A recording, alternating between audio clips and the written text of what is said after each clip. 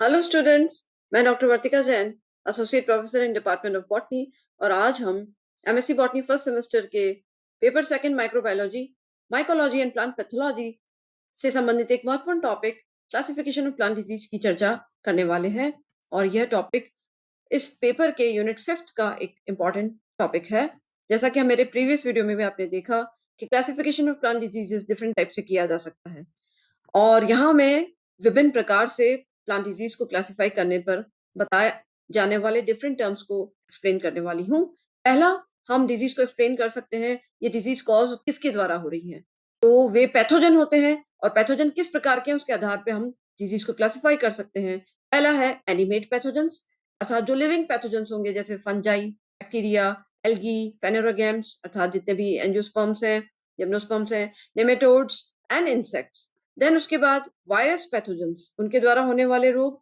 And then inanimate pathogens जो होते हैं, इनएनिमेट पैथोजेंस जो कि हम कह सकते हैं जो कि लिविंग नहीं है, जो नॉन लिविंग है, जैसे कि किसी पर्टिकुलर तत्व की कमी हो जाना या उसकी अधिकता हो जाना, डेफिशिएंसी और एक्सेस, या मॉइस्चर की अधिकता हो गई, कमी हो गई, टेम्परेचर की अधिकता या कमी हो गई, मिट्टी के अंदर पर्टिकुलर कंडीशंस की डेफिशिएंसी एक्सेस हो गई, न्यूट्रिशन का प्रॉपर नहीं मिलना या अधिक न्यूट्रिशन दे दिया जाना, लाइट की जो प्रेजेंस है उसके आधार पर, एरेशन कैसे मिल रही है उस आधार पर। तो डिजीज को हम डिफरेंट टाइप से जो डिजीज कॉज करने वाले पैथोजन है उनके आधार पर भी डिवाइड करके पढ़ सकते हैं।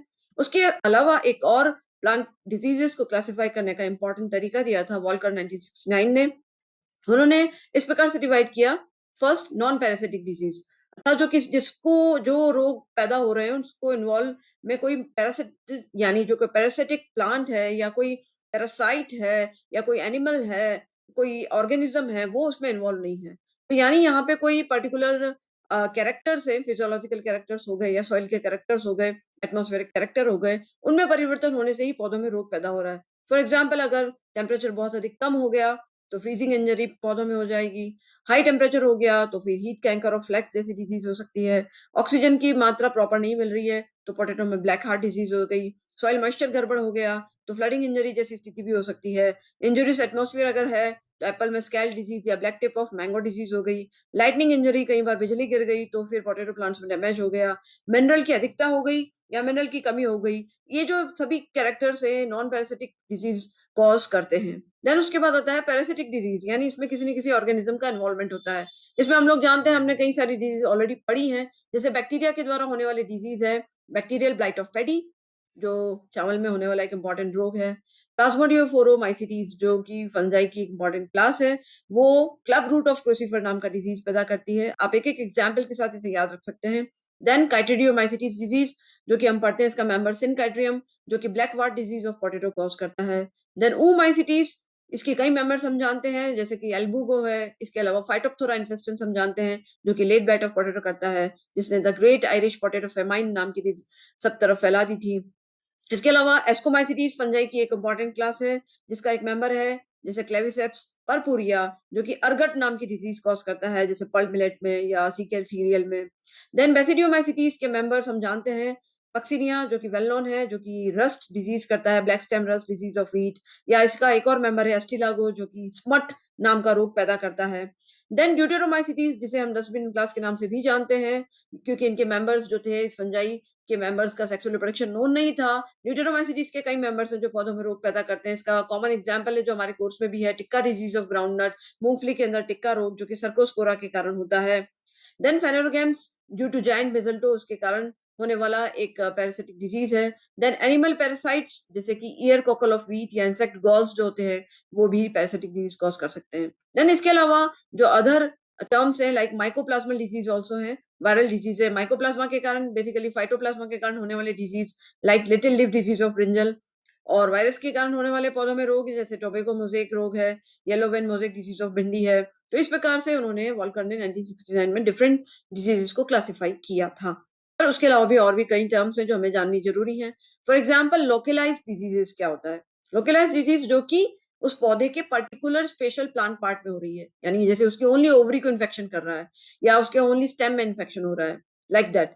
और सिस्टमिक डिजीज एक अदर टर्म है। सिस्टमिक डिजीज का मतलब है वो रोग पूरे पौधे में हो रहा है, एंटायर प्लांट बॉडी को अफेक्टेड कर रहा है, तब उस रोग को कहते हैं कि पूरे प्लांट बॉडी में वो रोग फैल गया है, that is known as systemic disease.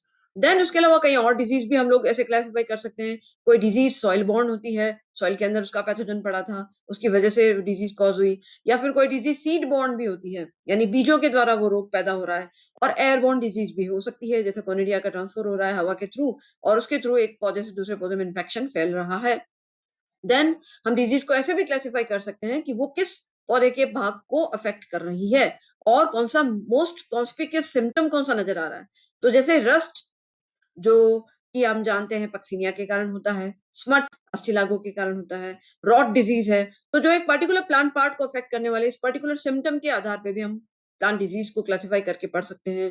Then इसके अलावा अकॉर्डिंग टू होस्ट प्लांट, जिस होस्ट पे रोग पैदा हो रहा है उसके आधार पे भी हम डिफरेंट डिजीजेस क्लासिफाई कर सकते हैं। फॉर एग्जाम्पल, सीरियल्स में हो रहा है, यानी जो पोएसी फैमिली के मेंबर्स हैं उसमें अगर जो रोग हो रहा है, यानी वो पैथोजन उसी में करता है, अगर सीरियल्स में ही करता है तो हमको कहेंगे सीरियल डिजीज कह दिया। फोरेज क्रॉप प्लांट्स जो होते हैं उसके अंदर अगर डिजीज हमेशा हो रही है तो उसको फोरेज क्रॉप डिजीज के रूप में हम कह सकते हैं। देन फ्लैक्स के अंदर या प्लांटेशन क्रॉप्स के अंदर होस्ट प्लांट के अकॉर्डिंग भी हम डिजीज को क्लासिफाई करके पढ़ सकते हैं। तो यहाँ इस वीडियो में हमने क्लासिफिकेशन ऑफ प्लांट डिजीज को देखा कि डिफरेंट डिफरेंट टाइप से हम पौधों में होने वाले रोगों को कैसे क्लासिफाई कर सकते हैं। और ये वीडियो बनाने में मैंने विभिन्न बुक्स का इस्तेमाल किया है जिनका वर्णन मैंने इस स्लाइड में किया है।